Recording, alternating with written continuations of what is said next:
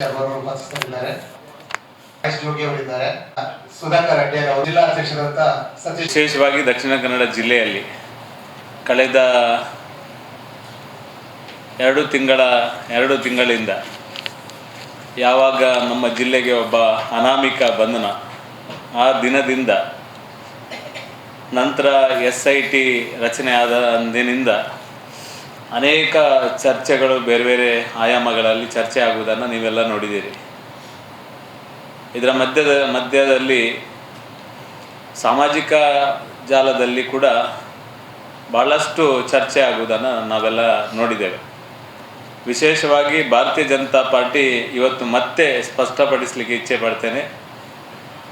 ಎಲ್ಲ ಚರ್ಚೆಗಳ ಮಧ್ಯೆ ಕೂಡ ಭಾರತೀಯ ಜನತಾ ಪಾರ್ಟಿ ಹಿಂದೆ ಕೂಡ ಇತ್ತು ಸೌಜನ್ಯ ಪ್ರಕರಣದ ಬಗ್ಗೆ, ಇವತ್ತು ಕೂಡ ಅದನ್ನೇ ಮತ್ತೆ ಸ್ಪಷ್ಟ ಮಾಡಲಿಕ್ಕೆ ಇಚ್ಛೆ ಪಡ್ತೇನೆ. ಸೌಜನ್ಯ ಪ್ರಕರಣದಲ್ಲಿ ಸೌಜನ್ಯ ಹತ್ಯೆ ಆಗಿರುವಂಥ ಈ ಒಂದು ಪ್ರಕರಣದ ತನಿಖೆ ಅಥವಾ ಅನಂತರ ಬಂದಿರುವಂಥ ತೀರ್ಪು ಯಾವುದೇ ಇದ್ದರೂ ಕೂಡ ಇವತ್ತು ಏನು ಸೌಜನ್ಯನ ಬಗ್ಗೆ ನ್ಯಾಯ ಸಿಗಬೇಕು, ಆ ಕುಟುಂಬಕ್ಕೆ ನ್ಯಾಯ ಸಿಗಬೇಕು ಎನ್ನುವುದರಲ್ಲಿ ಎರಡು ಮಾತಿಲ್ಲ. ಭಾರತೀಯ ಜನತಾ ಪಾರ್ಟಿ ಇವತ್ತಿಗೂ ಸ್ಪಷ್ಟವಾಗಿ ಸೌಜನ್ಯ ಹತ್ಯೆ ಪ್ರಕರಣವನ್ನು ಮತ್ತೆ ಯಾವ ಆಯಾಮದಲ್ಲಿ ತನಿಖೆ ಮಾಡಿದರೂ ಅದಕ್ಕೆ ಬೆಂಬಲವನ್ನು ಕೊಡ್ತದೆ. ಮತ್ತು ಆ ತನಿಖೆಯಲ್ಲಿ ಯಾವ ಅಧಿಕಾರಿಗಳು ತಪ್ಪು ಮಾಡಿದ್ದರೂ ಕೂಡ ಅವರನ್ನು ಕೂಡ ಮರು ತನಿಖೆ ಮಾಡುವುದಕ್ಕೆ ಕೂಡ ಸಂಪೂರ್ಣವಾಗಿ ಭಾರತೀಯ ಜನತಾ ಪಾರ್ಟಿ ಬೆಂಬಲ ಕೊಡ್ತದೆ. ಮತ್ತು ಆ ಕುಟುಂಬಕ್ಕೆ ನ್ಯಾಯ ಕೊಡಿಸುವುದರಲ್ಲಿ ಭಾರತೀಯ ಜನತಾ ಪಾರ್ಟಿ ಸಂಪೂರ್ಣವಾಗಿ ಸರ್ಕಾರಕ್ಕೆ ಮತ್ತು ಕಾನೂನಿನಡಿ ನ್ಯಾಯಾಂಗದಡಿ ಏನು ಕೆಲಸ ಕಾರ್ಯ ಆಗ್ತದೆ ಅದಕ್ಕೆ ಸಂಪೂರ್ಣವಾಗಿ ಬೆಂಬಲವನ್ನು ಕೊಡ್ತದೆ ಅಂತ ಈ ಸಂದರ್ಭದಲ್ಲಿ ಕೂಡ ಹೇಳಲಿಕ್ಕೆ ಇಚ್ಛೆ ಪಡ್ತೇನೆ. ಭಾರತೀಯ ಜನತಾ ಪಾರ್ಟಿ ಯಾವ ರೀತಿ ಒಂದು ಸ್ಪಷ್ಟವಾದ ನಿಲುವನ್ನು ತಗೊಂಡಿದೆ, ಅದೇ ರೀತಿ ಈ ಒಂದು ನಿಲುವಿಗೆ ಬದ್ಧರಾಗಿ ನಮ್ಮ ರಾಷ್ಟ್ರೀಯ ಸಂಘಟನಾ ಕಾರ್ಯದರ್ಶಿ ಆಗಿರುವಂಥ ಸಂತೋಷ್ ಜಿ ಅವರು ಕೂಡ ಸ್ಪಷ್ಟವಾಗಿ ನಮಗೆಲ್ಲ ನಿರ್ದೇಶನ ನೀಡಿರುವಂಥದ್ದು, ಸೌಜನ್ಯ ಪ್ರಕರಣದಲ್ಲಿ ನಾವು ಸ್ಪಷ್ಟವಾಗಿ ನಮ್ಮ ಪಾರ್ಟಿ ಕ್ಲಿಯರ್ ಇರಬೇಕು, ನಾವು ಆ ಒಂದು ಪ್ರಕರಣದ ತನಿಖೆ ಮತ್ತು ನ್ಯಾಯ ಕೊಡಿಸುವಲ್ಲಿ ನಮ್ಮ ಪಾರ್ಟಿ ಕ್ಲಿಯರ್ ಇರಬೇಕು ಎನ್ನುವ ನಿಲುವು ಅವರದ್ದು ಆಗಿತ್ತು.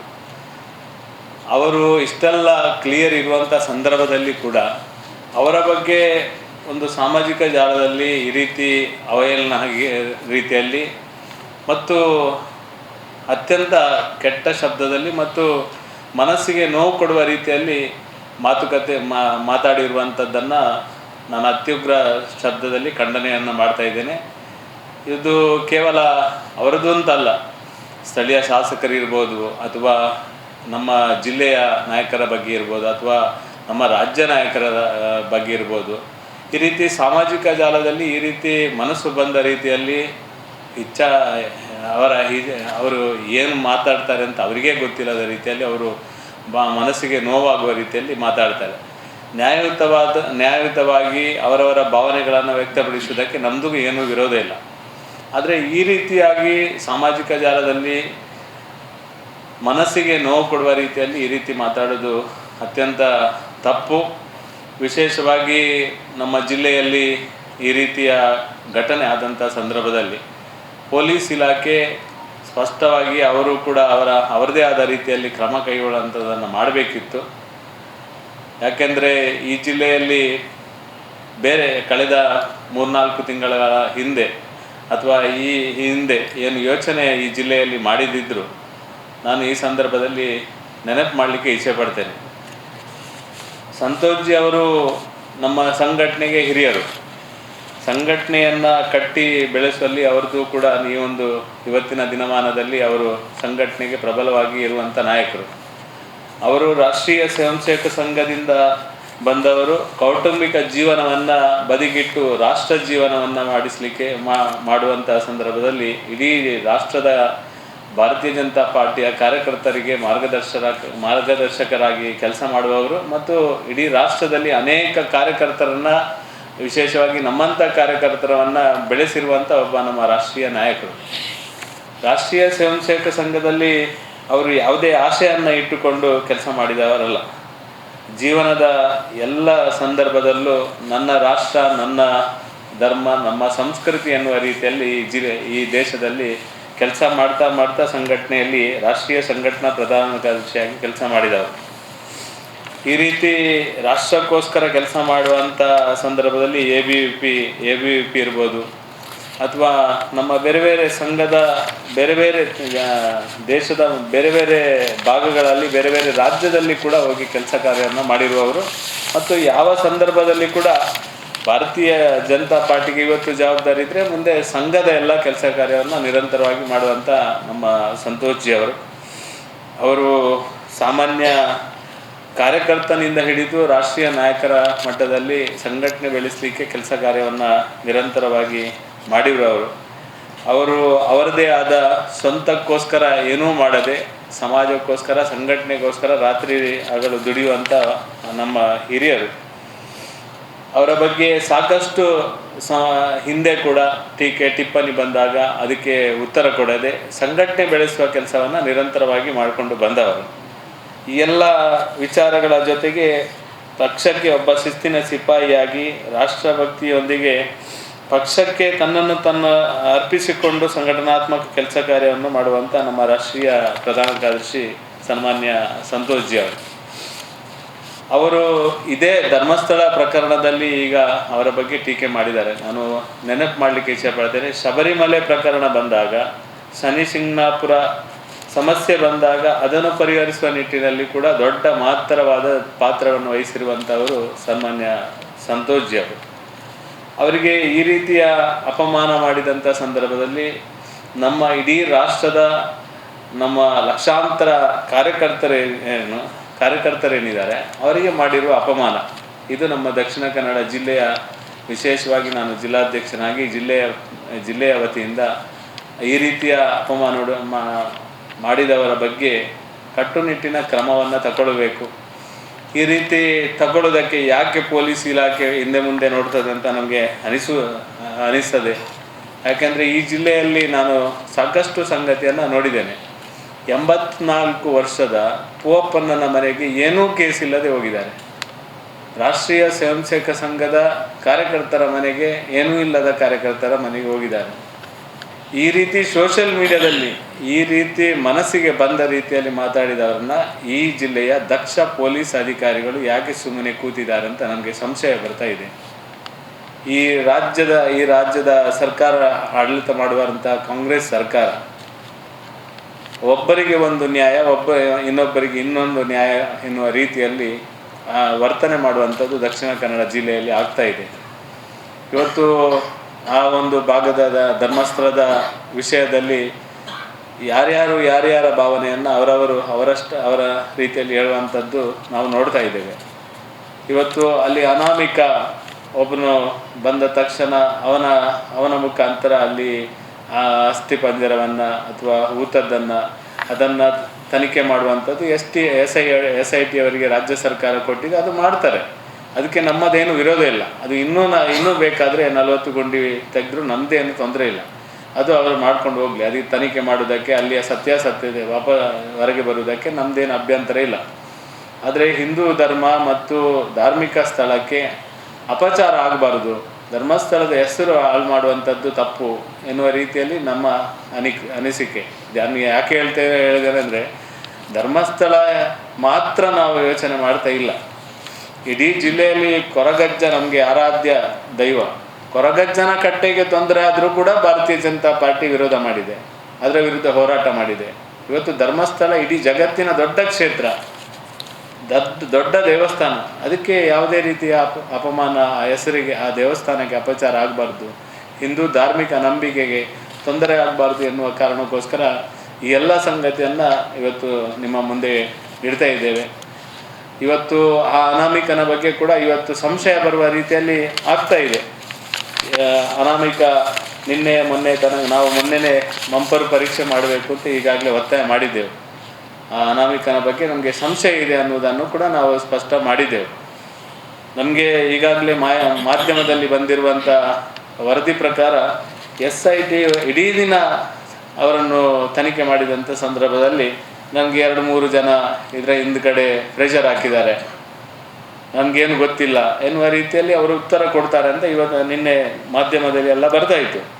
ಇವತ್ತು ಆ 3 ಜನ ಯಾರು ಒತ್ತಡ ಹಾಕಿದವರು, ಆ 3 ಜನ ಹಾಕಿದವರು ಯಾರು ಅಂತ ಆಗಬೇಕು. ಇವತ್ತು ಸೆಂಥಿಲ್ರ ಹೆಸರು ಭಾರಿ ಜೋರಾಗಿ ಮಾಧ್ಯಮದಲ್ಲಿ ಬರ್ತಾ ಉಂಟು.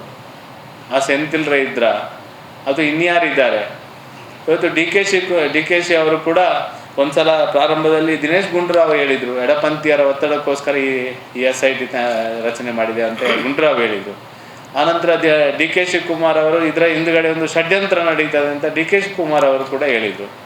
ಈ ಎಲ್ಲ ಸಂಗತಿಯನ್ನು ನೋಡುವಾಗ ಆ ಅನಾಮಿಕ ಹೇಳಿದ್ದನ್ನೇ ನೋಡಿಕೊಂಡು ಮಾಡುವಂಥದ್ದು ನೋಡಿದರೆ ಯಾವುದೋ ಒಂದು ಇಡೀ ಹಿಂದೂ ಧರ್ಮದ ಮೇಲೆ, ಹಿಂದೂ ದೇವಸ್ಥಾನದ ಮೇಲೆ, ಹಿಂದೂ ವಿಚಾರದ ಮೇಲೆ ಒಂದು ಷಡ್ಯಂತ್ರದ ಭಾಗ ಆಗ್ತದೆ ಎನ್ನುವುದನ್ನು ಕಾಂಗ್ರೆಸ್ಸಿನ ಆಡಳಿತಾರೂಢ ಕಾಂಗ್ರೆಸ್ನವರು ಕೂಡ ಹೇಳ್ತಾ ಇದ್ದಾರೆ ಅಂತ ಹೇಳಿದರೆ ಇದು ಸಂದೇಹಕ್ಕೆ ಕಾರಣ ಆಗಿರುವಂಥದ್ದು ಅಂತ ನಾನು ಈ ಸಂದರ್ಭದಲ್ಲಿ ಹೇಳಲಿಕ್ಕೆ ಇಚ್ಛೆ ಪಡ್ತೇನೆ.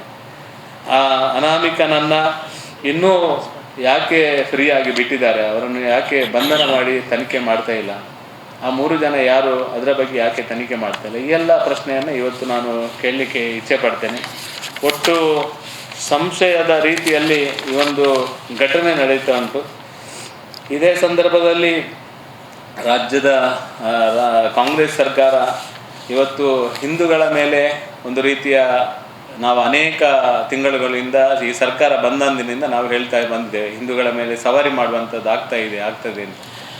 ಕಳೆದ 2-3 ತಿಂಗಳ ಹಿಂದೆ ಈ ಜಿಲ್ಲೆಯಲ್ಲಿ ಅಹಿತಕರ ಘಟನೆ ಆದಂಥ ಸಂದರ್ಭದಲ್ಲಿ ಪೊಲೀಸ್, ಇಲ್ಲಿಯ 2 ಪೊಲೀಸ್ ಕಮಿಷನರ್ ಇರ್ಬೋದು ಅಥವಾ SP ಅವರು ಇರ್ಬೋದು, ಅವರೇ ಸುಮೋಟೋ ದ್ವೇಷ ಭಾಷಣ ಮಾಡಿದ್ದಾರೆ. ನಮ್ಮ ಹಿರಿಯರ ಮೇಲೆ ಕೂಡ ಕೇಸು ದಾಖಲು ಮಾಡುವಂಥದ್ದು ಮಾಡಿದ್ದಾರೆ.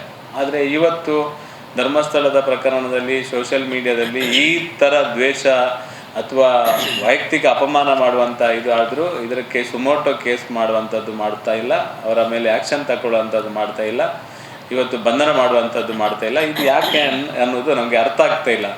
ಒಟ್ಟು ಸರ್ಕಾರ, ಪೊಲೀಸ್ ಇಲಾಖೆ ಯಾವುದೋ ಒಂದು ಷಡ್ಯಂತ್ರದ ಭಾಗಕ್ಕೆ ಬಲಿಯಾಗಿದೆಯಾ ಅಥವಾ ಒತ್ತಡಕ್ಕೆ ಬಲಿಯಾಗಿದ್ದಾರಾ, ಈ ಎಲ್ಲ ಸಂಶಯಗಳು ವ್ಯಾಪಕವಾಗಿ ನಮಗೆ ಬರಲಿಕ್ಕೆ ಪ್ರಾರಂಭ ಆಗಿದೆ. ಜನಸಾಮಾನ್ಯರಲ್ಲಿ ಈ ಸಂಶಯ ಪ್ರಾರಂಭ ಆಗಿದೆ. ಹಿಂದೂಗಳ ಮೇಲೇ ಸವಾರಿ ಆಗ್ತದೆ ಅಂತ ಹೇಳೋದಕ್ಕೆ ಇನ್ನೊಂದು ಉದಾಹರಣೆ ಕೊಡಲಿಕ್ಕೆ ಇಚ್ಛೆ ಪಡ್ತೇನೆ. ಧರ್ಮಸ್ಥಳದ ಪರವಾಗಿ ಜನಾರ್ದನ್ ಪೂಜಾರಿ ಅವರು ಹೇಳಿಕೆಯನ್ನು ಕೊಟ್ಟರು. ಸ್ವಾಭಾವಿಕವಾಗಿ ಅವರು ಹಿರಿಯರಿದ್ದಾರೆ, ಈ ಜಿಲ್ಲೆಯಲ್ಲಿ ರಾಜಕಾರಣ ಯಾವುದೇ ಇರ್ಬೋದು, ಆದರೆ ಓಪನ್ ಆಗಿ ಅವರು ಹಿರಿಯರು ಅವರ ಭಾವನೆಗಳನ್ನು ತಿಳಿಸಿದ್ದಾರೆ. ಪುತ್ತೂರಿನ ಮಹಮ್ಮದ್ ಅಲಿ ಅವರು ಏಕಾಏಕಿ ಜನಾರ್ದನ ಪೂಜಾರಿ ಅವರನ್ನು ಟೀಕೆ ಮಾಡಿದರು.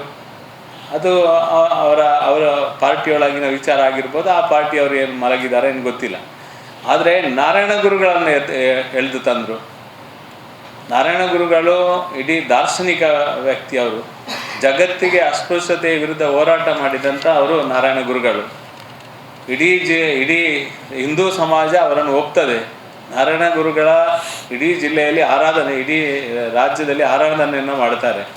ಇಡೀ ದೇಶದಲ್ಲಿ ಶಿವಗಿರಿಗೆ ಹೋಗುವ ಭಕ್ತರ ಜೊತೆಗೆ ಈ ದೇಶದ ಪ್ರಧಾನಮಂತ್ರಿಯಿಂದ ಹಿಡಿದು ಎಲ್ಲರೂ ಶಿವಗಿರಿಗೆ ಹೋಗೋರು. ಆ ನಾರಾಯಣ ಗುರುಗಳ ಬಗ್ಗೆ ಅಲ್ಲಿಯ ಕಾಂಗ್ರೆಸ್ಸಿನ ಮಹಮ್ಮದ್ ಅಲಿ ಏಕಾಏಕಿ ಅವರ ಬಗ್ಗೆ ಅಪಮಾನದ ರೀತಿಯಲ್ಲಿ ಮಾತಾಡ್ತಾರೆ. ಇವತ್ತು ಪುತ್ತೂರಿನಲ್ಲಿ ಓಪನ್ನನ ಮನೆಗೆ ಹೋಗಲಿಕ್ಕೆ ದಾರಿ ನೋಡಿದ್ದ ಪೊಲೀಸ್ ಇಲಾಖೆ ಇವತ್ತು ಮಹಮ್ಮದ್ ಅಲಿಯ ಮನೆ ಗೊತ್ತಿಲ್ವಾ? ಮಹಮ್ಮದ್ ಅಲಿಯ ಮೇಲೆ ಕೇಸ್ ಮಾಡಬೇಕು ಅಂತ ಗೊತ್ತಿಲ್ವಾ? ಮಹಮ್ಮದ್ ಅಲಿಯನ್ನು ಯಾಕೆ ಅರೆಸ್ಟ್ ಮಾಡ್ತಾ ಇಲ್ಲ? ಕಾಂಗ್ರೆಸ್ನವರು ಯಾಕೆ ಬಾಯಿ ಬಿಚ್ಚುತ್ತಾ ಇಲ್ಲ? ನಾರಾಯಣ ಗುರುಗಳನ್ನು ಅಪಮಾನ ಮಾಡಿದ್ದನ್ನು ಕಾಂಗ್ರೆಸ್ನವರು ಸಮರ್ಥನೆ ಮಾಡ್ತಾ ಇದ್ದಾರೆ. ಇದು ನಮ್ಮ ಪ್ರಶ್ನೆ. ಒಟ್ಟು ಇಡೀ ಜಿಲ್ಲೆಯಲ್ಲಿ ಅಥವಾ ರಾಜ್ಯದಲ್ಲಿ ಒಟ್ಟು ಹಿಂದೂ ಸನ್ಯಾಸಿಗಳ ಮೇಲೆ, ಹಿಂದೂ ಧಾರ್ಮಿಕ ಭಾವನೆಗಳ ಮೇಲೆ, ಧಾರ್ಮಿಕ ಕ್ಷೇತ್ರಗಳ ಮೇಲೆ ಸವಾರಿ ನಿರಂತರವಾಗಿ ಆಗ್ತಾ ಉಂಟು. ಇದು ಏನೋ ಒಂದು ಕರ್ನಾಟಕ ರಾಜ್ಯದ ಮೇಲೆ ಒಂದು ಸವಾರಿ ಮಾಡ್ತಾ ಇದ್ದಾರೆ. ಕಾಂಗ್ರೆಸ್ ಸರ್ಕಾರ ಇದಕ್ಕೆ ಪರೋಕ್ಷವಾಗಿ ಬೆಂಬಲ ಕೊಡ್ತದ? ಈ ಎಲ್ಲ ಪ್ರಶ್ನೆಗಳು ಕಾಡಲಿಕ್ಕೆ ಪ್ರಾರಂಭ ಆಗಿದೆ. ಇದನ್ನು ಸರಿಪಡಿಸುವಂಥ ಕೆಲಸವನ್ನು ಮಾಡುವಂಥ ಜವಾಬ್ದಾರಿ ಕರ್ನಾಟಕದ ಕಾಂಗ್ರೆಸ್ ಸರ್ಕಾರ. ತನಿಖೆ SIT ತನಿಖೆ ನಿನ್ನೆ ನಿಲ್ಲಿಸಿದ್ದೇನೆ ಅಂತ ಹೇಳ್ತಾರೆ. ಮುಂದೆ ಆ ಮನುಷ್ಯ ಎಲ್ಲಿ ದಾರಿ ತೋರಿಸ್ತಾನೆ ಅಲ್ಲಿಗೆ ಹೋಗುವಂಥ ಯೋಚನೆ ಮಾಡ್ತಾರಾ ಅಥವಾ ಅವನನ್ನೇ ತನಿಖೆ ಮಾಡ್ತಾರಾ? ಸಾರ್ವಜನಿಕವಾಗಿ ಪ್ರಶ್ನೆ ಪ್ರಾರಂಭ ಆಗಿದೆ. ವಿಧಾನಸಭೆಯಲ್ಲಿ ಪರಮೇಶ್ವರ್ ಅವರು ಎಲ್ಲ ತನಿಖೆ ಆದ ನಂತರ ಹೇಳ್ತೇನೆ ಅಂತ ಹೇಳ್ತಾರೆ. ಇವತ್ತು ಹೆಚ್ಚಿನ ಅಂಶ ಅಲ್ಲಿ ಸಿಕ್ಕಿರುವಂಥ ಅಸ್ಥಿ ಪಂಜರದ ತನಿಖೆಯನ್ನು ಮಾಡಲಿಕ್ಕೆ ಇಷ್ಟು ದಿನ ಬೇಕಾ? ಈ ಎಲ್ಲ ಪ್ರಶ್ನೆಗಳು ಪ್ರಾರಂಭ ಆಗಿದೆ. ಒಟ್ಟು ತನಿಖೆಯ ವಿವರವನ್ನು ಸಾರ್ವಜನಿಕವಾಗಿ ಯಾಕೆ ಹೇಳ್ತಿಲ್ಲ, ಇದು ಕೂಡ ಪ್ರಶ್ನೆಗೆ ಕಾರಣ ಆಗಿದೆ. ದಿನಕ್ಕೊಂದು ಆಪಾದನೆ ಮಾಡುವಂಥದ್ದು, ದಿನಕ್ಕೊಬ್ಬ ಸೋಷಿಯಲ್ ಮೀಡಿಯಾದಲ್ಲಿ ಬರುವಂಥದ್ದು, ದಿನಕ್ಕೊಬ್ಬ ಯೂಟ್ಯೂಬಲ್ಲಿ ಆಪಾದನೆ ಮಾಡುವಂಥದ್ದು, ಈ ಎಲ್ಲ ಸಂಗತಿಯ ಬಗ್ಗೆ ಕೇವಲ ಒಂದು ಯೂಟ್ಯೂಬಲ್ಲಿ ಆರೋಪ ಮಾಡಿದ ತಕ್ಷಣ ಈ ಎಲ್ಲ ಸಂಗತಿಗೆ ಒತ್ತು ಕೊಡುವ ಕೆಲಸವನ್ನು ಕರ್ನಾಟಕ ಕಾಂಗ್ರೆಸ್ ಸರ್ಕಾರ ಮಾಡ್ತಾ ಇದೆ. ಸಮೀರ್ನನ್ನು ಬಂಧನ ಮಾಡಬೇಕು, ಅನಾಮಿಕನನ್ನು ಬಂಧನ ಮಾಡಬೇಕು. ಒಟ್ಟು ಇದರ ವಿರುದ್ಧ ಒಟ್ಟು ಯಾರು ಷಡ್ಯಂತ್ರ ಮಾಡ್ತಾರೆ ಅಂತ ಈಗಾಗಲೇ DK ಶಿವಕುಮಾರ್ ಸರ್ಕಾರದ ಉಪಮುಖ್ಯಮಂತ್ರಿ ಹೇಳಿದ್ದಾರೆ. ಎಲ್ಲ ಸಂಗತಿಗಳನ್ನು ಮುಂದಿಟ್ಟುಕೊಂಡು ತನಿಖೆ ಮಾಡುವಂಥದ್ದು ಅವಶ್ಯಕತೆ ಇದೆ. ಯಾರ್ಯಾರನ್ನು ಬಂಧನ ಮಾಡಬೇಕು, ಯಾರ್ಯಾರ ಮೇಲೆ ಸುಮೋಟೋ ಕೇಸ್ ಹಾಕಬೇಕು, ಯಾರ ಮೇಲೆ ಕಾನೂನು ಕ್ರಮ ತಗೊಳ್ಬೇಕು, ಅದನ್ನು ತಗೊಳ್ಬೇಕು ಅಂತ ಭಾರತೀಯ ಜನತಾ ಪಾರ್ಟಿ ಇವತ್ತು ಒತ್ತಾಯ ಮಾಡಲಿಕ್ಕೆ ಇಚ್ಛಿಸ್ತಾರೆ. ಈಗ ಇದು ನಿಮ್ಮ ಸಂತೋಷ್ ಅವ್ರ ಮೇಲೆ ಅದಾಗಿ ಭಾಳ ದಿವಸ ಆಯ್ತು, ಈಗ 3-4 ದಿವಸ ಆಯ್ತು. ಆಮೇಲೆ ಇದ್ರ ಬಗ್ಗೆ ನಾವು ಹೇಳ್ತೀವಿ. ಈಗ ಜಾವದಾರ್ ಪೂಜಾರಿ ಅವರು ಇದನ್ನ ಇದರಲ್ಲಿ ಮೊಹಮ್ಮದ್ ಅಲಿ ಅವರು ಇವ್ರ ಮೇಲೆ, ನಾರಾಯಣ ಗುರುಗಳ ಮೇಲೆ ಅವರು ಸುಮೋಟೋ ಕೇಸ್ ಕೇಳ್ತಾ ಇದ್ದಾರೆ. ಬಟ್ ನಿಮ್ಮಿಂದ ಯಾವುದೇ ಆಕ್ಷನ್ ಇದರಿಂದ ನೀವು ಕೇಳ್ತಾ ಇದ್ದೀರಿ, ಬಟ್ ನಿಮ್ಮಿಂದನೂ ಒಂದು ಆಗ್ಬೇಕಲ್ಲ, ಆಗ್ಲಿಲ್ಲ ಅಂತ. ಗೋಪನ್ನನ ಮನೆಗೆ ಹೋಗ್ಲಿಕ್ಕೆ ಯಾರಾದರೂ ಹೇಳಿದ್ರ? ಅಲ್ಲ ಕೇಳುದು ನಿಮ್ಮ ಹತ್ರ ಕೇಳುದು. ಪುತ್ತೂರಿನ ಸಂಘದ ಮನೆಯವರ ಹತ್ರ, ಪುತ್ತೂರಿನ ನಮ್ಮ ಇವರ ಯಾರು ಪೋಪನ್ನನ 84 ವರ್ಷದ ಪೋಪನ್ನನ ಮನೆಗೆ ಪೊಲೀಸ್ನವರು ಹೋಗುವಾಗ ಯಾರಾದರೂ ಹೇಳಿ ಹೋದತ್ತ? ಇವರಿಗೆ ಈ ಜಿಲ್ಲೆಯಲ್ಲಿ ಕಾನೂನು ವ್ಯವಸ್ಥೆಯನ್ನು ಧಿಕ್ಕರಿಸುವವರು, ದ್ವೇಷದ ಭಾಷಣ ಮಾಡುವವರು, ಮನಸ್ಸಿಗೆ ನೋವು ಮಾಡುವವರು ನಾವು ಆ್ಯಕ್ಷನ್ ತಗೊಳ್ತೇವೆ ಅಂತ ಈ ಸರ್ಕಾರದವರು ಹೇಳಿದ್ದು. ನಮ್ಮ ಗೃಹ ಮಂತ್ರಿಯವರು ನಮ್ಮ ಇಲ್ಲಿ ಶಾಂತಿ ಸಭೆಯಲ್ಲಿ ಬರುವಾಗ ಯಾರೇ ತಪ್ಪು ಮಾಡಿದರೂ ಅವರ ಮೇಲೆ ನಿರ್ದಾಕ್ಷಿಣ್ಯ ಕ್ರಮ ತಗೊಳ್ತೇನೆ ಅಂತ ಸ್ವತಃ ಪರಮೇಶ್ವರೇ ಹೇಳಿದ್ದು. ನಾವು ಹೇಳಿಯೇ ಅವರಿಗೆ ಮಾಡಬೇಕಾ? ಈ ಡಿಮಾಂಡನ್ನು ನಾವು ಇಡಬೇಕಾ?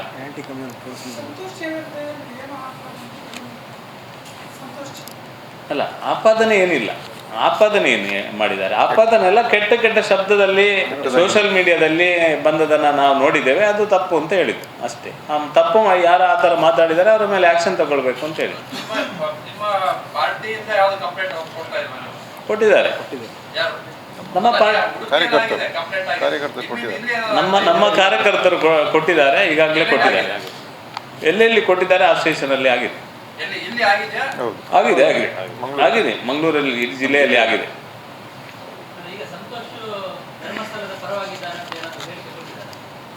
ಅಲ್ಲ, ಅವರು ರಾಷ್ಟ್ರೀಯ ಸಂಘಟನಾ ಕಾರ್ಯದರ್ಶಿ. ಅವರು ಈ ವಿಷಯಕ್ಕೆ ಅವರಿಗೆ ತುಂಬ ಕೆಲಸ ಉಂಟು.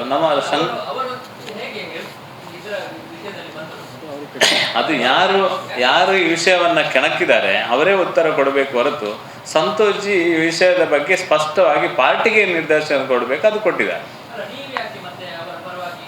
ಅವರು ನಮ್ಮ ರಾಷ್ಟ್ರೀಯ ಸಂಘಟನಾ ಕಾರ್ಯದರ್ಶಿ ಅಲ್ಲಲ್ಲ, ಅವರು ನಮ್ಮ ರಾಷ್ಟ್ರೀಯ ಪ್ರಧಾನ ಕಾರ್ಯದರ್ಶಿ, ರಾಷ್ಟ್ರೀಯ ಸಂಘಟನಾ ಪ್ರಧಾನ ಕಾರ್ಯದರ್ಶಿ. ಅವರ ಪರವಾಗಿ ನಮ್ಮ ಮೋದಿ ಅವರಿಗೆ ಬೈದರೆ ನಾವು ಸುಮ್ಮನೆ ಕೂತ್ಕೊಳ್ಳಿಕ್ಕೆ ಆಗ್ತದಾ? ನಮ್ಮ ರಾಷ್ಟ್ರೀಯ ಸಂಘಟನಾ ಕಾರ್ಯದರ್ಶಿ ಅವರಿಗೆ ಏನಾದರೂ ಮನಸ್ಸಿಗೆ ನೋವಾಗೋ ರೀತಿಯಲ್ಲಿ ಮಾಡಿದರೆ ಕಾರ್ಯಕರ್ತರಾಗಿ ನಾವು ಸುಮ್ಮನೆ ಕೂತ್ಕೊಳ್ಳಿಕ್ಕೆ ಆಗ್ತದಾ? ಅವ್ರು ಯಾಕೆ ಸೂಚನೆಗಳು? ಯಾವುದು? ಧರ್ಮಸ್ಥಳದ ಪರವಾಗಿ ಪಾರ್ಟಿ ಏನು ತೀರ್ಮಾನ ತಗೊಳ್ತದೆ ಅದನ್ನೇ ನಮ್ಮ MLA ಅವರು, ಪಾರ್ಟಿ ಕಾರ್ಯಕರ್ತರು ಮಾಡ್ತಾರೆ.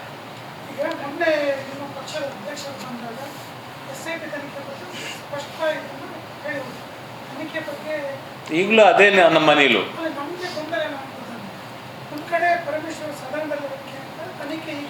ಶುರುವಾಗಿದೆ ಅಷ್ಟೇ. ಅದು ಎಲ್ಲ SITಗೆ ನಾವು ಬಿಟ್ಟಿದ್ದೇವೆ, ಅವರೇ ಅದರ ನಿರ್ಧಾರ ತಗೊಳ್ತಾರೆ. ಇದರ ಮಧ್ಯೆ ನಿಮ್ಮದೇ ಪಕ್ಷದ ಶಾಸಕರು ಒತ್ತಾಯ ಮಾಡ್ತಾರೆ, ಇನ್ನು ಗುಂಡಿ ಹಾಕಿದ್ರಲ್ಲಿ ಆಗ್ತಾ ಇಲ್ಲ, ನೀವಿಲ್ಲಿ ಹೇಳ್ತೀರಿ ಇನ್ನು 40 ಗುಂಡಿ ಹಾಕಿ. ಅದರ ಬಗ್ಗೆ ಈ ಒಟ್ಟು ವಿಚಾರವನ್ನ ಪಕ್ಷ ನಿರ್ವಹಣೆ ಮಾಡ್ತಿರುವ ಬಗ್ಗೆ ನಿಮ್ಮಲ್ಲೇ ಗೊಂದಲ ಇರುವಾಗ ಅಲ್ಲ, ಆ ಗುಂಡಿಯಲ್ಲಿ ಆಸ್ತಿ ಪಂಜರ ಉಂಟು ಅಂತ ನಾವು ಹೇಳಲಿಲ್ಲ. ಯಾರು ಅನಾಮಿಕ ಇದ್ದಾನೆ ಅವರು ಇಂಥ ಗುಂಡಿಯಲ್ಲಿ ಇಷ್ಟು ಲೆಕ್ಕ ಕೊಟ್ಟದ್ದು ಅವರೇ ಕೊಟ್ಟದ್ದು. ಆ ಲೆಕ್ಕ ಪ್ರಕಾರ ಅಲ್ಲಿ ಇಲ್ಲಲ್ಲ, ಅದು ನಮಗೆ ಇರುವಂಥ ಸಂದೇಹ. ಇನ್ನೊಂದು ನಮಗೆ ತುಂಬ ಸಂದೇಹ ಬರಲಿಕ್ಕೆ ಕಾರಣ ಇರುವಂಥದ್ದು ಸ್ವತಃ ಡಿಸ್ಟ್ರಿಕ್ಟ್ ಮಿನಿಸ್ಟರ್ ದಿನೇಶ್ ಗುಂಡೂರಾವ್ ಹೇಳಿದ್ರಲ್ಲ, ಎಡಪಂಥೀಯರ ಕಾರಣಕ್ಕೋಸ್ಕರ ಇದನ್ನು ಮಾಡಿದ್ದೇವೆ ಅಂತ ಅವರೇ ಹೇಳಿದಾರಲ್ಲ. DKC ಅವರ ಷಡ್ಯಂತ್ರ ಅಂತ ವಿಧಾನಸಭೆಯಲ್ಲಿ ಹೇಳಿದಾರಲ್ಲ. ಮತ್ತೆ ಹೇಗೆ ಇದನ್ನು ನಂಬೋದು? ನಮ್ಮ ಮೇಲೆ ಯಾಕೆ ಇದು ಮಾಡೋದು? ಸರ್ಕಾರದ ಕಡೆಯಿಂದಲೇ ಈ ಸ್ಟೇಟ್ಮೆಂಟ್ ಬಂದಿದೆ. ಅದರ ಬಗ್ಗೆ ನಮ್ಮದೇನು ತರ್ಕ ಇಲ್ಲ. ಅಸಹಜ ಸಾವಾಗಿದ್ದರೆ ಮತ್ತು ಏನು ಹತ್ಯೆ ಪ್ರಕರಣ ಆಗಿದ್ದರೆ ಯಾವುದೂ ಕೂಡ ತನಿಖೆ ಆಗಲಿ, ಅದರ ಬಗ್ಗೆ ನಮ್ಮದೇನು ತರ್ಕ ಇಲ್ಲ. ಮಾಡಲಿ, ಅಲ್ಲ ತನಿಖೆ ಮಾಡೋದಕ್ಕೆ ನಮ್ಮದೇನು ಅಭ್ಯಂತರ ಇಲ್ಲ. ನಮ್ಮದಿರುವಂಥದ್ದು ಆ ಮನುಷ್ಯ ಯಾರು ಅಂತ ಗೊತ್ತಿಲ್ಲ, ಆ ಮನುಷ್ಯ ಇಂಥ ಗುಂಡಿಯಲ್ಲಿ ಇಷ್ಟು, ಇಂಥ ಗುಂಡಿಯಲ್ಲಿ ಇಷ್ಟು, ಇಂಥ ಗುಂಡಿಯಲ್ಲಿ ಇಷ್ಟು ಲೆಕ್ಕ ಕೊಟ್ಟದ್ದು ಅವರಲ್ಲ. ಅದನ್ನು ಮಾಡಬೇಕಲ್ಲ, ಮಾಡಲಿ. ನಾನು ಒಂದೇ ಮಾತಲ್ಲಿ ಹೇಳ್ತೇನೆ, ತನಿಖೆ ಮಾಡೋದಕ್ಕೆ ನಮ್ದೇನು ಅಭ್ಯಂತರ ಇಲ್ಲ. ಅಲ್ಲ, ನಿಮಗೆ ಏನು ತನಿಖೆ ಇವತ್ತು ಆಗಿದೆ ಅದರ ವರದಿಯನ್ನು ಕೊಡ್ಬೋದಲ್ಲ, ಮಧ್ಯಂತರ ವರದಿ ಕೊಡ್ಬೋದಲ್ಲ. ತನಿಖೆ ಮೊನ್ನೆ ಪರಮೇಶ್ವರ್ ಅವರು ಹಿಂದಿನ ದಿವಸ ನಾನು ಇದರ ಬಗ್ಗೆ ಪೂರ್ಣವಾದ ವರದಿಯನ್ನು ನಾಳೆ ವಿಧಾನಸಭೆಯಲ್ಲಿ ಕೊಡ್ತೇನೆ ಅಂತ ಹೇಳಿದರು, ವಿವರ ಕೊಡ್ತೇನೆ ಅಂತ ಹೇಳಿದರು. ವಿವರ ಕೊಡಲಿಲ್ಲ ಅಲ್ಲ. ವಿವರ ಅದನ್ನು ಹಿಂದಿನ ದಿವಸವೇ ಹೇಳ್ಬೋದಿತ್ತಲ್ಲ. ಅದು ತನಿಖೆ ಆಗ್ತದೆ ಮತ್ತೆ ಕೊಡ್ತೇನೆ ಅಂತ ಹೇಳ್ಬೋದಿತ್ತಲ್ಲ. ಅದನ್ನು ವಿಧಾನಸಭೆಯಲ್ಲಿ ಹೇಳ್ಬೇಕಾ? ಅದರ ಬಗ್ಗೆ ನಮ್ದೇನು ಆಕ್ಷೇಪ ಇಲ್ಲ, ತನಿಖೆ ಆಗಲಿ ಅಂತ ಹೇಳೋದು ನಾವು. ಕ್ಷೇತ್ರದ ನಂಗೆ ಅಲ್ಲ, ಇದು ಸಾರ್ವಜನಿಕರಿಗೆ ಬೇಕಿದು. ಅಲ್ಲ ಕಾಯ್ದ ಅಲ್ಲ, ಒಂದು ನಿಮಿಷ, ನಾವು ಕಾಯಬೇಕು ಅಂತ ಏನಾದರೂ ಅಗ್ರಿಮೆಂಟ್ ಉಂಟಾ? ಕಾಯ್ಲಿಕ್ಕಿಲ್ಲ, ಕೊಡ್ಲಿ. ಸರ್ಕಾರ ನಾವು ಡಿಮಾಂಡ್ ಮಾಡೋದಕ್ಕೆ ಏನು ಸಮಸ್ಯೆ? ಸರ್ಕಾರ ಇರುವುದು ಸಾರ್ವಜನಿಕರಿಗೆ ಕೊಡಬೇಕು. ಆಯ್ತು, ಕೊಡ್ಲಿ. ಎಷ್ಟು ದಿನ ಆಯ್ತು ಒಕ್ಲಿಕ್ಕೆ? ಇದು ಗುಂಡಿ ತೆಗಿಲಿ. ಆಯ್ತು, ನಾವು ತನಿಖೆ ವರದಿ ಕೊಡಿ ಅಂತ ಹೇಳೋದ್ರಲ್ಲಿ ತಪ್ಪೇನಿದೆ? ವರದಿ ಕೊಡಿ ಅಂತ ಹೇಳೋದ್ರಲ್ಲಿ ತಪ್ಪೇನಿದೆ? ಕ್ಷೇತ್ರದ ಪರವಾಗಿದೆ. ಅಲ್ಲ, SIT ತನಿಖೆಯ ಬಗ್ಗೆ ಪರವಾಗಿ ಮಾತಾಡಿದ್ದಾರೆ ಬಂದವರು ಸಹ, ವಿರೋಧ ಮಾತಾಡಲಿಲ್ಲ. ಕ್ಷೇತ್ರ ಮತ್ತೆ SIT ಬೇರೆ ಬೇರೆ ಅಲ್ಲ, ಅವರು ದೇವಸ್ಥಾನಕ್ಕೆ ಬಂದದ್ದು, ದೇವಸ್ಥಾನಕ್ಕೆ ಬರಬಾರ್ದು. ದೇವಸ್ಥಾನಕ್ಕೆ ಬರೋದು ಯಾರು ಹಿಂಗೆ ಹಾಸನದಿಂದ ವೆಹಿಕಲ್ ತಗೊಂಡು ಹಾಗೆಲ್ಲ ಬರಲ್ಲ. ಈ ಸಲ ರಾಘವರೇ, ಈ ಸಲ ದೇವಸ್ಥಾನಕ್ಕೆ ಬಂದದ್ದು ಈ ಸಲ ಸುದ್ದಿ ನಿಮ್ಮ ಮುಖಾಂತರ ಸುದ್ದಿ ಆಗಿದೆ. ಹಿಂದೆ ನಡ್ಕೊಂಡು ಸಮೇತ ಗುಂಪಾಗಿ ದೇವಸ್ಥಾನಕ್ಕೆ ಬಂದ ರೆಕಾರ್ಡ್ ಇದೆ. ಇದು ಹೊಸತಲ್ಲ ಬರುದು.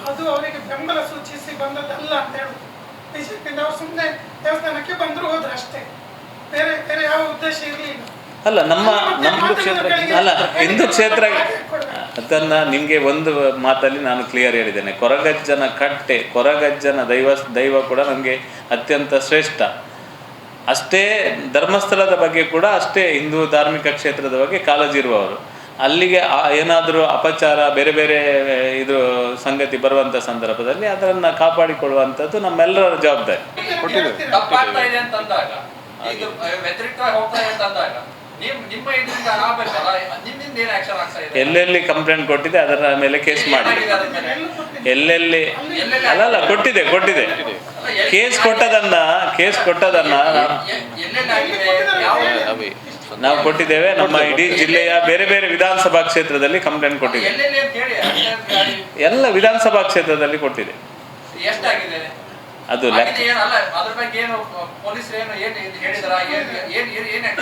FIR ಮಾಡಬೇಕಲ್ಲ, ಕಂಪ್ಲೇಂಟ್ ಕೊಟ್ಟದಕ್ಕೆ FIR ಮಾಡಬೇಕು. ನೋಡಿ, ಪರಮೇಶ್ವರ್ ಕೊಟ್ಟ ಹೇಳಿಕೆಯನ್ನು ಸಹ ನೀವು ಕೇಳಿರ್ಬೋದು. 24 ಮರ್ಡರ್ ಮಾಡಿದ ಅವರ ಹೆಸರು ಹೇಳಿ ಅವರ ಮೇಲೆ ಕಾನೂನು ಕ್ರಮ ತಗೊಳ್ಬೇಕು, ಬಂಧನ ಮಾಡಬೇಕು ಅಂತ ಇವರು ಶಾಸಕರು ಹೇಳಿದಲ್ಲ, ಪರಮೇಶ್ವರೇ ಹೇಳಿದ್ದು. ಪರಮೇಶ್ವರು ಗೃಹ ಮಂತ್ರಿಯಾಗಿ ಹೇಳುವಾಗ ಅವರು ಆಲೋಚನೆ ಮಾಡಿಯೇ ಹೇಳಿರ್ತಾರೆ. ಪರಮೇಶ್ವರ ಹೇಳಿಕೆ ಕೊಟ್ಟಾರೆ. ಅಲ್ಲ, ಒಂದು ತೀರ್ಮಾನ ಒಂದು ತೀರ್ಮಾನ ಕೊಡುವಾಗ ಅವರು ಗೃಹ ಮಂತ್ರಿಯಾಗಿ ತೀರ್ಮಾನ ಕೊಟ್ಟಿದ್ದಾರೆ. ವಿಪಕ್ಷ ನಾಯಕರು ಏನು ಮಾತಾಡಿದ್ದಾರೆ, ಅವರು ಗೃಹ ಮಂತ್ರಿಯಾಗಿ ಏನು ತೀರ್ಮಾನ ತಗೊಳ್ಬೇಕು ಕೊಟ್ಟಿದ್ದಾರೆ.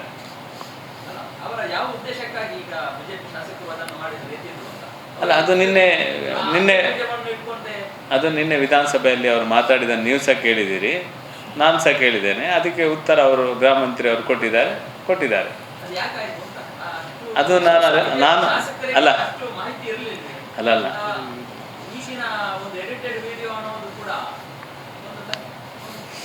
ಮಾಹಿತಿ ತಗೊಂಡು ಮಾತಾಡ್ಬೋದು. ಅಲ್ಲಲ್ಲ, ಇದು ಕ್ಲಿಯರ್. ವಿಧಾನಸಭೆಯಲ್ಲಿ ಆಗಿರುವ ಚರ್ಚೆ, ವಿಧಾನಸಭೆಯಲ್ಲಿ ಏನು ಚರ್ಚೆ ಮಾಡಿದ್ದಾರೆ ಅದಕ್ಕೆ ಗೃಹ ಮಂತ್ರಿಯವರು ಉತ್ತರ ಕೊಟ್ಟಿದ್ದಾರೆ. ಆ ಚರ್ಚೆ ಇಲ್ಲಿ ಯಾಕೆ? ಅಲ್ಲಿಯ ಚರ್ಚೆ ಇದು ಕೂಡ ಅಲ್ಲೇ ಆಗಿರೋದು. ಬೇರೆ ಎಲ್ಲ ಚರ್ಚೆ ಅಲ್ಲೇ ಆಗಿದೆ. ಅಲ್ಲ, ಇದು ಸಾರ್ವಜನಿಕವಾಗಿ ಆಗಿರುವ ಚರ್ಚೆ. ನಾನು ಏನು ಮಾತಾಡಿದ್ದೇನೆ ಇದು ಸಾರ್ವಜನಿಕ ಚರ್ಚೆ. ನೀವು ಯಾಕೆ ಮಿಸ್ಗೈಡ್ ಮಾಡ್ತಾರೆ ಅಂತ ಹೇಳುದು? ನೀವು ಯಾಕೆ ಹೇಳುದು? ಯಾವುದು? ಸರ್ಕಾರ ಒಪ್ಕೊಂಡಿದ್ದಾರೆ. ಸರ್ಕಾರ ಒಪ್ಪಿದ ನಂತರ ನಿಮ್ಗೆ ಯಾಕೆ ಚರ್ಚೆ? ಸರ್ಕಾರ ಎಲ್ಲಿ ಹೋಗ್ತದೆ? ಸರ್, ಗೃಹ ಮಂತ್ರಿ ಅವರು ಹೇಳಿದ್ದಾರೆ. ಗೃಹ ಮಂತ್ರಿ ಅವರು ಸ್ಟೇಟ್ಮೆಂಟ್ ಕೊಟ್ಟಿದ್ದಾರೆ. ಅಲ್ಲ, ಅವರ ಬಂಧನ ಮಾಡಬೇಕು ಅಂತ ಸೂಚನೆ ಕೊಟ್ಟಿದ್ದಾರೆ ಅಂತೆಲ್ಲ ಹೇಳಿದ್ದಾರೆ. ಅವ್ರು ಹೇಳಿದ್ರೆ action ಮಾಡಿ ಅಂತ. ಅಷ್ಟಾದ್ರೂ ಹೇಳಿದಾರಲ್ಲ ರಾಘವರೇ. ಅಲ್ಲ, ನಿಮ್ಮ ಸ್ಟೇಟ್ಮೆಂಟ್ ಕೇಳಿದ ಮೇಲೆ ಅವ್ರು ಹೇಳಿದ್ರು action ತಗೊಳ್ತಾರೆ. ತೊಂದರೆ ಇಲ್ಲ. ವಿಧಾನಸಭೆಯಲ್ಲಿ ಆ ಚರ್ಚೆ ಆದಾಗ, ವಿಧಾನಸಭೆಯಲ್ಲಿ ಮಾತಾಡುವಾಗ ಶಾಸಕರು ಏನು ಮಾತಾಡಿದ್ದಾರೆ ಅಂತ ಅವರಿಗೆ ಗೊತ್ತು. ಗೃಹ ಮಂತ್ರಿಯಾಗಿ ಅವರು ಉತ್ತರ ಏನು ಕೊಡ್ತಾರೆ ಅಂತ ಅವರಿಗೂ ಗೊತ್ತು. ಅವರ ಇಲಾಖೆ ಎಲ್ಲ ಅವರ ಕೈಯಲ್ಲಿರುವುದು. ಆದ್ದರಿಂದ ಅವರೆಲ್ಲ ಚರ್ಚೆ ಮಾಡಿಯೇ ಕೊಟ್ಟಿರ್ತಾರೆ. ಶಾಸಕರು ಕೊಡ್ತಾರೆ ಮುಂದಿನ ದಿವಸಗಳು. ಅವರು ಮಾಹಿತಿ ಇಲ್ಲದೆ ಮಾತಾಡಿದ್ದಾರೆ ಅಂತ ಅನ್ಸಲ್ಲ. ಅಲ್ಲ, ಮಾಹಿತಿ ಇಲ್ಲದೆ ಮಾತಾಡಿದ್ರೆ ನೀವು ನೆಕ್ಸ್ಟ್ ನಿಮಗೆ ಸಿಗ್ತಾರೆ, ಅವ್ರ ಹತ್ರ ಮಾತಾಡಿ. ಈಗ ನಿಮ್ಮ ವಿರೋಧ ಪಕ್ಷದ ಅಲ್ಲ ಗಿರಿಧರ್ರೆ, ನೆಕ್ಸ್ಟ್ ನಿಮ್ಗೆ MLA ಅವರು ಸಿಗ್ತಾರೆ. ಅಕಸ್ಮಾತ್ ನಿಮ್ಗೆ ಅಂತ ಚರ್ಚೆ ಇದ್ರೆ ಅವ್ರು ಬರ್ತಾರೆ, ಅವ್ರ ಹತ್ರ ಮಾತಾಡಿ. ಈಗ 24 ಕೊಲೆ ಮಾಡಿದ್ದಾರೆ ಅಂತ ಆರೋಪ ಮಾಡಿದ್ರೆ ಅವರ ಮೇಲೆ ಕ್ರಮ ಆಗ್ಬೇಕು ಅಂತ ಹೇಳಿ. ಅದು ಫಸ್ಟ್ ಹೇಳಿದವರ ಮೇಲೆ ಕ್ರಮ ಆಗ್ಬೇಡ್ವಾ? ಅಲ್ಲ, ಅದನ್ನು ಗೃಹ ಮಂತ್ರಿ ಅವರು ಆ ವಿಧಾನಸಭೆಯ ಒಳಗೇನೆ ಉತ್ತರ ಕೊಟ್ಟಿದ್ದಾರೆ. ಸರ್ಕಾರ ಉತ್ತರ ಕೊಟ್ಟ ನಂತರ ನಾನು ಅದಕ್ಕೆ ಇನ್ನು ಅದು ತಪ್ಪು ಇದು ಸರಿ ಅಂತ ನಾನು ಹೇಳಲಿಕ್ಕೆ ಆಗುದಿಲ್ಲ. ವಿಧಾನಸಭೆಯ ಒಳಗೆ ಆಗಿರುವ ಚರ್ಚೆ, ವಿಧಾನಸಭೆಯ ಒಳಗೆ ಗೃಹ ಮಂತ್ರಿ ಅವರೇ ಉತ್ತರ ಕೊಟ್ಟಿದ್ದಾರೆ. ಅದಕ್ಕೆ ನಾನು ಕೊಡ್ಲಿಕ್ಕೆ ಆಗುದಿಲ್ಲ ಉತ್ತರ. ಈ ನಾನು ಅಲ್ಲ, ಕರೆಕ್ಟ್. ನಾವು ಇವತ್ತು ಹೇಳೋದು, ಹಿಂದೆ ಸಹ ಹೇಳಿದ್ದು, ಮುಂದೆ ಸಹ ಅದನ್ನು ಹೇಳ್ತೇನೆ.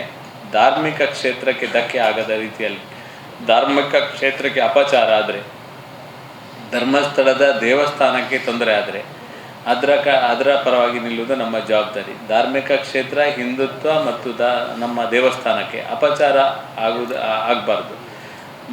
ಅದಕ್ಕೆ ಏನಾದರೂ ಆಗೋದಿದ್ದರೆ ನಮ್ಮ ವಿರೋಧ ಇದೆ, ಅದಕ್ಕೆ ಬೆಂಬಲ ಕೊಡುವಂಥದ್ದು ನಮ್ಮ ಜವಾಬ್ದಾರಿ. ನಮ್ಮ ದೇವಸ್ಥಾನಕ್ಕೆ ಧಕ್ಕೆ ಬರುವ ರೀತಿ ಮತ್ತು ಬಾಕಿ SIT ಇನ್ನೊಂದು ಮತ್ತೊಂದು ತನಿಖೆ ಆಗುವುದಕ್ಕೆ ನಮ್ಮ ಏನೂ ಅಭ್ಯಂತರ ಇಲ್ಲ. ಅದಕ್ಕೆ ಬೆಂಬಲ ಇದೆ.